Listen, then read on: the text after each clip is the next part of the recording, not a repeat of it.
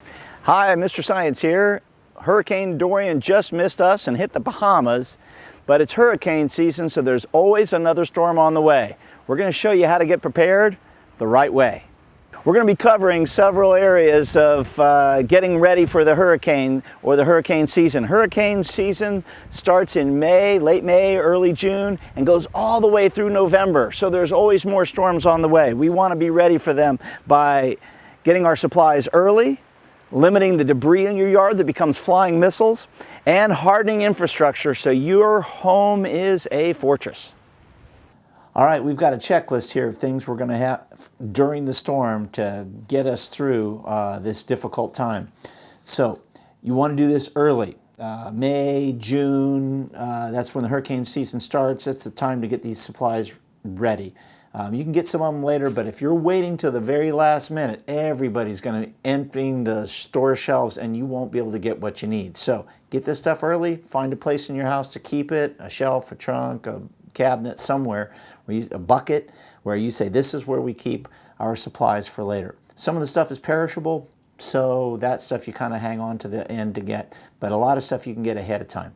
So we're going to go down our list. These are the things that we want to have, and we should have these June through November already in the house.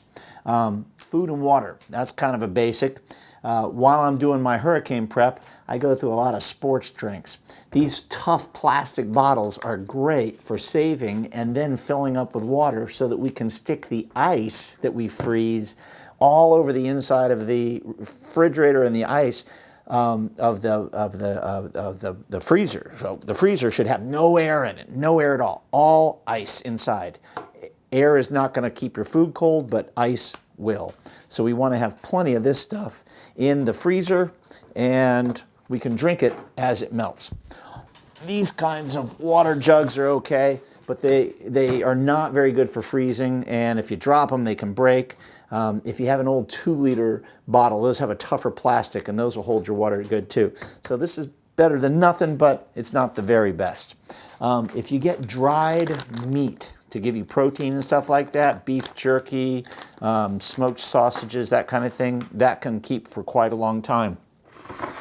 Other meat you can get is tuna or something like that in cans that have a pull top. If they don't have a pull top on them, well, then you're going to want to make sure you got a can opener for opening up any food that you have canned goods in. A lot of Ziploc bags can be used for storing food. If you want to bake some cookies or make some other yummies for later on, that's good. Don't eat all your snacks before the actual hurricane. Okay, just this once. This is Katrina. She was actually in the storm in New Orleans. She's a rescue kitty, and she gets a little nervous when there's a hurricane on the way. I don't know how she knows, but she knows. So if you have to bug out, if you have to evacuate, you don't want to go hunting for your pets. You don't want to go hunting them down, chasing them down. Figure out how to make sure that they're comfortable before it's time for you to go. Now, she might not like this.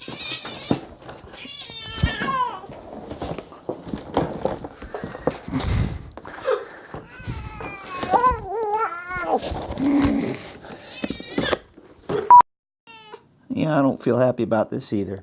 But make sure you've got your food, any medicine your kitty cat needs, any vaccination records, any of that kind of stuff, tags, anything that you need to make sure that they're safe ahead of the storm. You don't want to be dealing with all the problems of a storm and a very unhappy, afraid pet. So get a container for them so you're ready to bug out if suddenly it's time to go.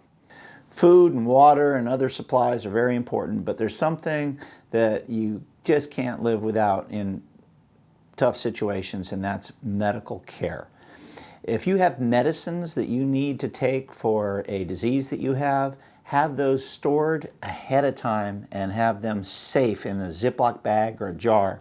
You can put your medicines, pills, and other things into a place and store them so that they stay dry, and maybe even double bag them and mark them with some sort of way of identifying them if everything gets all jumbled around.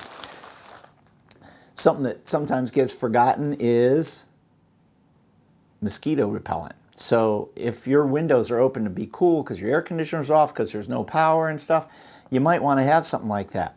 Remember, there's probably going to be a lot of animals that are having to deal with the hurricane too.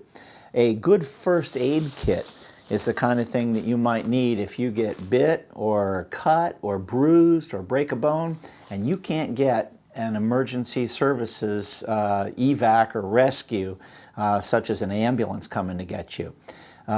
Barrier islands often will have their bridges closed when the winds are high, and if you get hurt, you're going to have to take care of yourself. So getting a really good first aid kit, whether you buy a preset one or you make your own, is the way to go. A tourniquet is a tool for stopping bleeding. You might be able to use your belt or rope or even duct tape in a situation that's tough, but the very best tourniquets are going to be a Cat 7 or a soft TY. Those are really good at stopping bleeding in any of the large arteries or something like that that you might run into. So make sure that you have all the medicine you need, all the pain relief you need, all the stuff that's going to help you when you wish you could get to the emergency room, but in your situation, you're the emergency room. When you're shopping for your hurricane supplies, if you have a generator, you might want to get the right stuff. A little bit of starting fluid just in case. Some anti-freeze cleaner and water remover. This will make sure that everything's moving the way it should be through the pipes of your device. Doesn't hurt to have a few of those. And you're going to want to get some synthetic oil for your generator. It's really the best. It's a little more expensive, but it's worth it. I did some experiments and found that trying one oil versus the other oil, the synthetic ran smoother. Also, having backup materials are going to come in handy if you have to run this longer than you thought you would. This old generator under here has been through several hurricanes. You can see we've got a smokestack to guide the carbon monoxide gas. This should never be inside a house or anywhere where this could build up in your home. Keep in mind, the hurricane can blow it in there. If you think it's going somewhere else, it can come into your house and it could kill your whole family. Carbon monoxide is very deadly stuff. You can get a carbon monoxide tester to have in your home if you want to be extra safe. Now, this old generator has the tools I need for making adjustments, extra oil, extra gas additives, and gas preservatives, and of course, plenty of fuel. We've got propane and gasoline, all to make sure that we can have plenty of energy when the time comes for us to hunker down and run our power.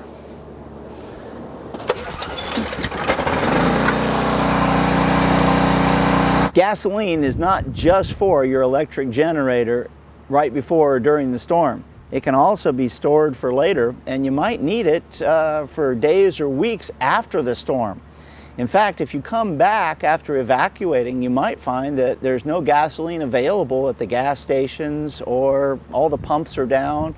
If that's the case, then having these stored is a really good idea. You should have enough that you can actually go for several days or weeks depending on your power needs. Some cans are old like this and don't have a lot of complicated parts. Some of the newer ones, designed to make us safer, are filled with pieces that can break off. But you can buy the old nozzles online. A small can is good to keep for your car. Nobody wants to lug 5 gallons several miles if you run out. A smaller can's not as bad for that long walk. If your gas isn't being used, you're going to want to get a fuel stabilizer. A fuel stabilizer can be used to make your gasoline stay viable as it sits for a long time. It might sit for months or even years, and putting some of this fuel stabilizer in there can make it still available to you when you finally do need it.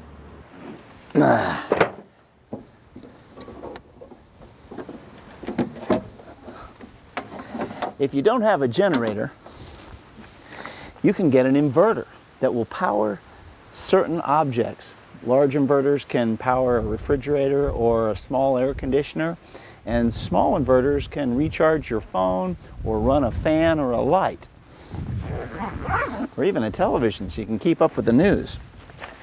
I've rigged up this inverter so that it can be connected to my battery with these jumper cables. A small inverter can plug into your cigarette lighter. Those aren't going to power a microwave oven or a refrigerator or an air conditioner, maybe not even a TV or a fan. But a larger one like this, a 700 watt, that could do the job. Depends on the size of the air conditioner, the size of the refrigerator, or the size of the microwave. The measurement is in wattages. Watts is amps times volts. A 1500 watt inverter can also be plugged into your battery. You can run the two of them at the same time.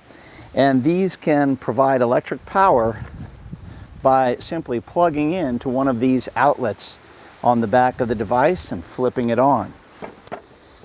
If you have one that has fuses on the outside, that's very useful. So you can buy spare fuses ahead of time so you'll be prepared in case you blow a fuse. Some of them have fuses that are on the inside. It's a little harder to change those. Different inverters are used for different jobs, for different sizes of electrical demands. But multiple inverters can be attached to batteries or multiple batteries, and your car can become your electric generator. Remember, you want to get these supplies before the hurricane gets here and before lots and lots of people start trying to get these supplies too. There won't be any left after everyone else gets them. At the beginning of hurricane season, get your containers to hold fuel and to hold gasoline. And then as the storm gets closer, go ahead and buy the gas. Remember, you can use it all the time, your lawnmower, your car. After you've got it safely stored away, make sure it's in a place where it's not going to get caught in a fire or sparks or anything like that on it.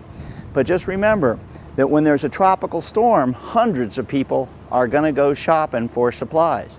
When they say the word hurricane on the news, thousands or tens of thousands of people are going to start pulling stuff off the shelves, and there might not be enough left for you. So get ahead of the game and get your supplies at the beginning of the season and at the beginning of the forecast. All right. Let's say you've got your generator set up or maybe inverters, and you know not to put the generator anywhere near the inside of the house where the carbon monoxide fumes can kill you and your whole family. You're probably going to need some power inside. You can get batteries. There's all different sizes, AA's, AAA's, 9 volts. You may have some special batteries that you need to get for other devices that are some of those little tiny round batteries, maybe for hearing aids or something like that. You have to be very careful to get stuff that's going to be able to charge your devices too. You might get a power pack or something. Use your phone sparingly. Turn it off and let it rest, and only use it when you need some power. You can get an adapter that will plug stuff into a car battery and then attach that to whatever else it is you want to power up. So batteries, the power packs, and the car are going to be your main electrical sources. You can get crank generators too, and some of those you can break the handle off and then all of a sudden you got nothing. If you're trying to talk to others, there's a lot of different ways to communicate besides cell phones. If your cell phone towers are down, then you might want to get a radio to communicate with somebody, like these walkie-talkies. All of these are on different frequencies. This is a set of walkie-talkies that is used for communicating with CBs. A CB radio, like this one, communicates with truckers, and it's on a 27 megahertz frequency band. These may not be the best one to use. You might have that in your car or your truck. But a lot of folks use these kinds of walkie-talkies. This is FMRS, Family Radio Service, or FRS, Family Radio Service, or GMRS. GMRS is the is the other radio service that you need a license for. So one's for scouts and one's for a little bit more usage in businesses and stuff like that. Still, you need a license for the GMRS, but not necessarily for some of the other radio stuff, depending on the frequency you're on. You should figure out through the FCC rules and regulations which radio applies to which frequency you're on. Some of these will have a weather station on them. There's always a weather station. You can find out the status of the hurricane, and you should find out in your area what that is. You can find that out through the FCC or the local ham radio club. Speaking of ham radios, this one here is very powerful, and you can actually program different frequencies in on this. It can listen to or broadcast on many different frequencies. So this one will actually talk to this one, and this one can maybe talk to this one, and this one can definitely talk to this one, but this one and this one can't talk to each other. So you have to know which radio you've got and which frequencies it can transmit and receive on before you start relying on one of these. Usually the safest thing to do is just get them in pairs for anybody you're talking to. And this one's going to be your best bet, your ham radio, because a small ham radio, and you do need a license for most of the frequencies on that, small ham radio is going to broadcast very powerfully. And if you learn what the rules are and what the laws are for that, this can be a real lifesaver. Find out with your local fire department or police department or other emergency services which frequencies to listen on or call on using call frequencies if you want to communicate with other people during a hurricane or major storm, when all of a sudden all the cell phones are not working because the cell phone towers blew down. Another thing you're going to need batteries and powering up is for flashlights. So there's all different kinds of flashlights you can get, and these are really good at aiming where you need them to go, but they don't last forever. So make sure you don't just sit there and burn them up. Speaking of burning up, a lot of people use candles and things like that during a hurricane, and that can be very, very dangerous, especially if you have small children or pets that can knock it over and start a fire. Never have any fire around anything that can catch fire that you don't want catching fire, like paper, curtains, blankets, things like that.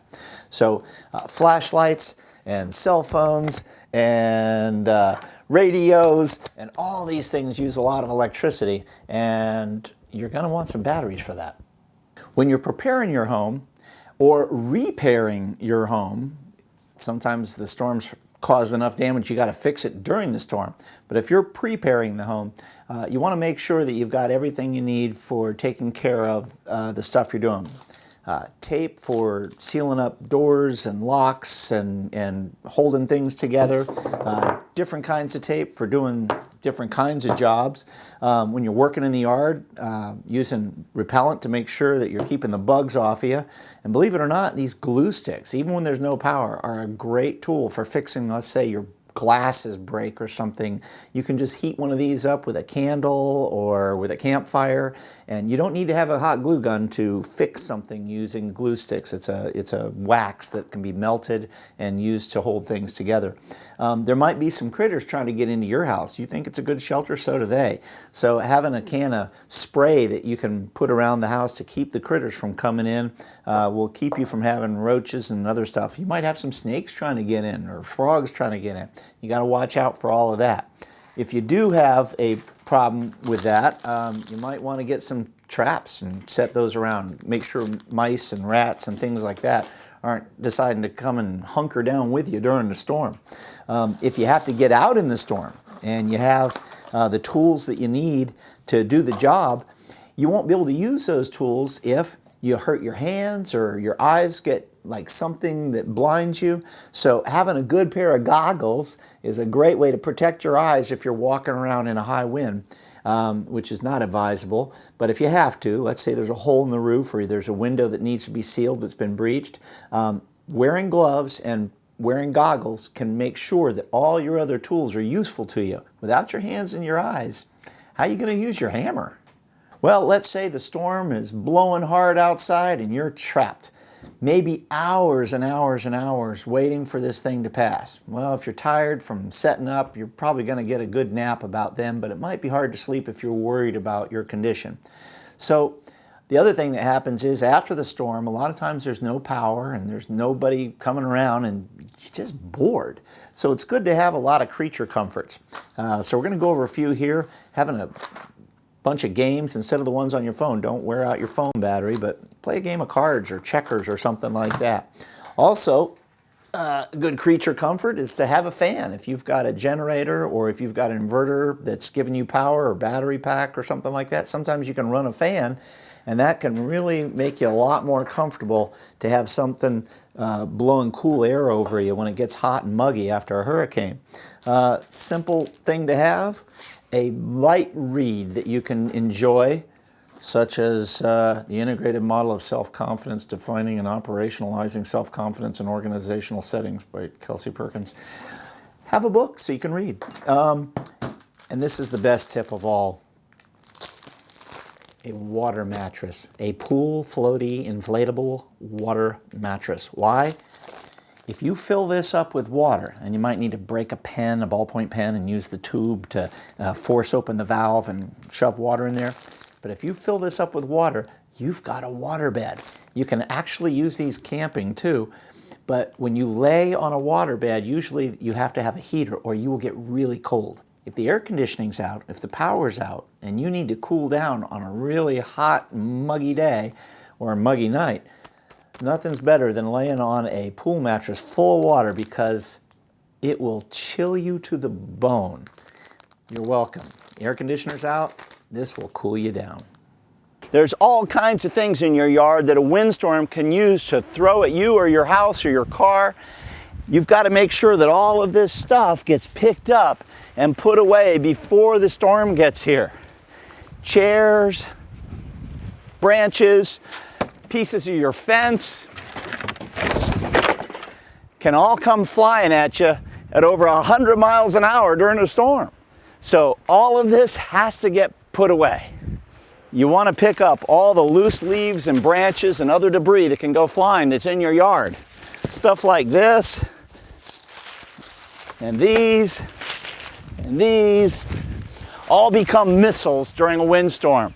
So we're going to make sure they're out on the curb before the pickup for the trash happens. We don't want to have them leaving this on our curb during the storm. Anything like this that's hanging over your house needs to get put in the trash before the wind starts blowing. And plastic furniture like this, as long as it doesn't have metal that'll corrode and stain your pool, it goes in the pool. It'll sink and stay out of the wind.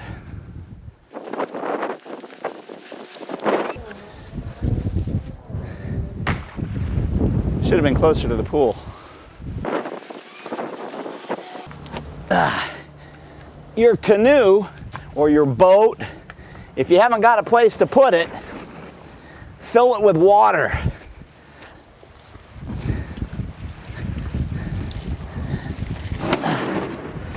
Garbage cans too.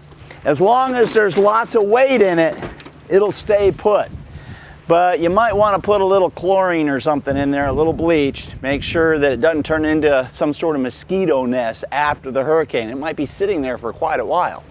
If you got an old fence and you want to make sure it's still here at the end of the storm, add some kickstands to hold it up. These are screw gunned in and stuck in, so I don't have to pick up the fence. And also, these boards are less likely to become missiles that hit my house or me or my car. If you're putting these boards in, you might also want to consider putting your posts on 4-foot centers instead of 8-foot centers. Twice as many posts, twice as much staying put. Anything you can't take inside the house ought to get tied down with plenty of rope. Certainly a Cat 4 or Cat 5 can break ropes and move things around anyway, but the more rope you have, the longer it stays put. And the longer it stays put, the safer you are. Any furniture that's sitting outside and shouldn't be thrown in the pool because it might rust or corrode should be taken inside the house and stacked up safely. If you want to be extra careful, set it near the windows and doors and use them as a barrier. If you have a young tree or a very brittle tree that can break off easily when the wind's blowing on it, you might want to think about supporting it.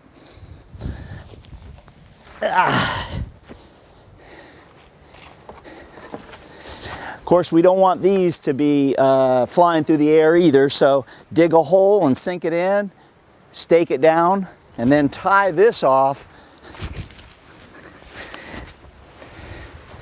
to make sure it doesn't go anywhere.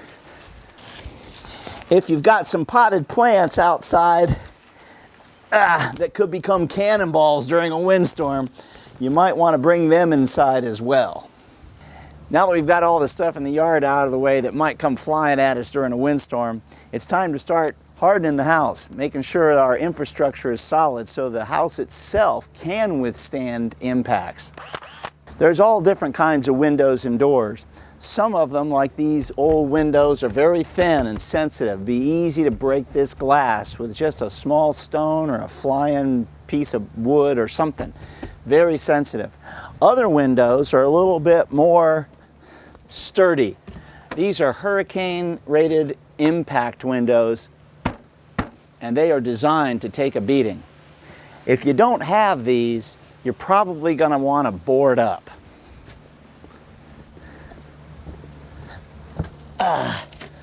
There's a lot of ways to do it, but one of the easiest is to get these clips. These clips will hold on to a piece of wood using a screw, and then as long as you get them in the right direction, it's the easiest thing in the world to set it in the hole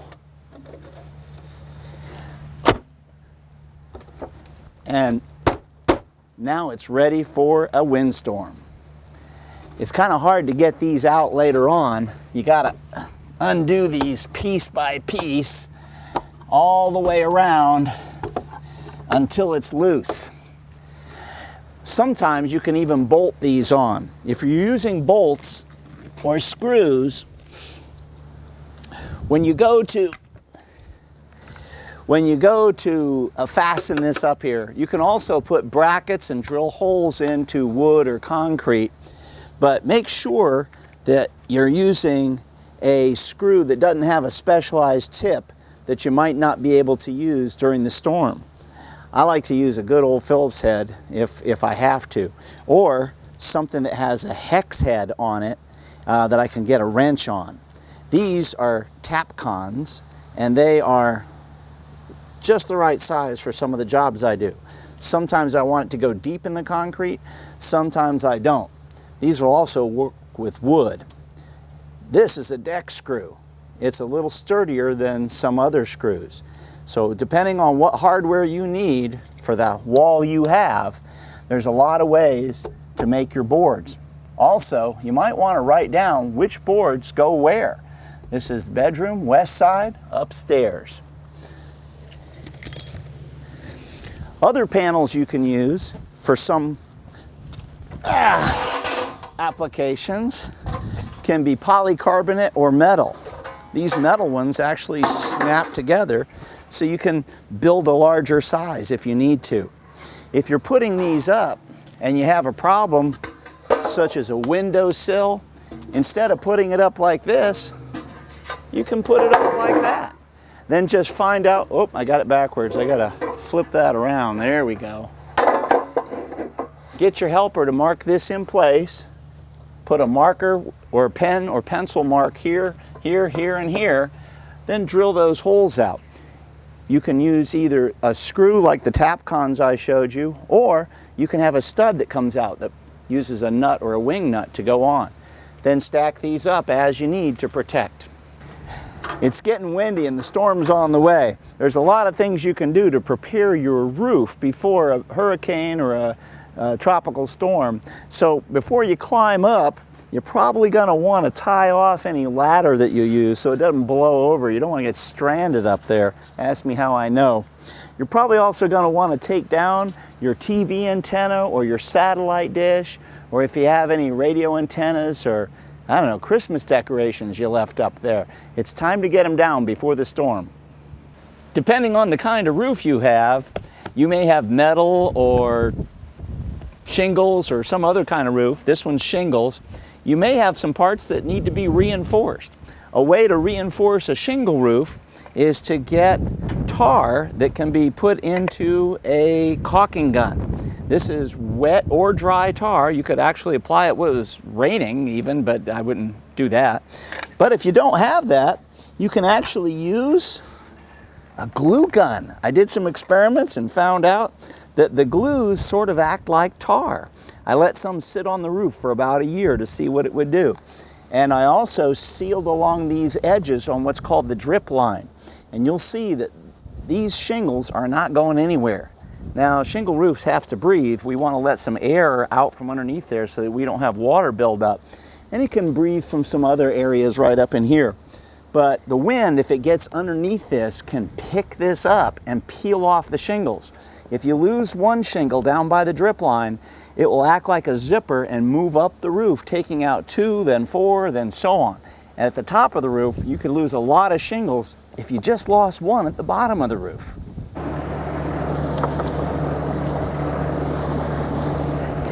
You're probably going to hope you have air conditioning later on, and if there's still power, protect your air conditioner. There are sensitive wires and tubes down there, and flying debris could hurt them. So if you want to have air conditioner later, make sure it's protected from flying debris. This is aluminum tape. It's a metal backing with an adhesive on it. It's different than duct tape, which is a fabric, or masking tape, which is a paper, or even packaging tape, which is a plastic. This stuff will hold its shape when it's put into a position. And so because of that, it's really useful at sealing things up that we want to keep the shape of. So I'm going to seal off our lock over here to keep out any sand or wind-driven debris from preventing our key from getting in and out. And we can also take a bunch of this and put it onto the seal of the door to keep water and wind out. Not all water, but it'll help a lot early on in a storm. So if we do the whole thing, we're going to be on the outside. Normally we would put this on the side that doesn't have the hinges. So that would be this side for this particular door. If we seal up all the doors, we won't be able to get back in the house. So we're going to have to choose which doors we put it on and when. But a door can be sealed from either side, just the hinge side's a little harder. This piece, can you guess where that's going? If we have to bug out, we might want to use a key to get in and out of a car. So this can keep that keyhole nice and clean from wind-driven debris. You're going to want to shut all your doors during the storm, because if one of your walls, doors, or windows on the outside gets breached, all that air can come into the house and cause trouble. If your submarine starts to get a hole somewhere, you can close it off so the whole submarine doesn't sink. Same with the house. We want to close off areas as chambers to protect the infrastructure of the house. If you've got a hurricane-rated garage door, it's going to have these strong ribs on the inside of it. If you don't have that, then the wind pushing on that garage door can act like a sail getting pushed. The garage door can collapse and it can fill the garage with high-pressured air. That wind can pick your roof up off of your house. So you want to make sure that if you don't have a good hurricane-rated garage door, you buy braces or build your own if you have to make sure this garage does not have a flexible door. Well, now that your house is secure, your yard doesn't have any flying debris, and you've got all the supplies you need to hunker down for days or even weeks, it's time to sit back and watch the hurricane come in and watch everybody else panic that maybe they don't have what they need. If you have some ideas you'd like to share, put them in the comments below. You can also follow some of the links in our description to some of the products we've shared with you that you might find useful during a windstorm or hurricane. Don't forget to share this with your friends and loved ones so that they'll be safe, and give us a like so that all of us can be safer in the next natural disaster.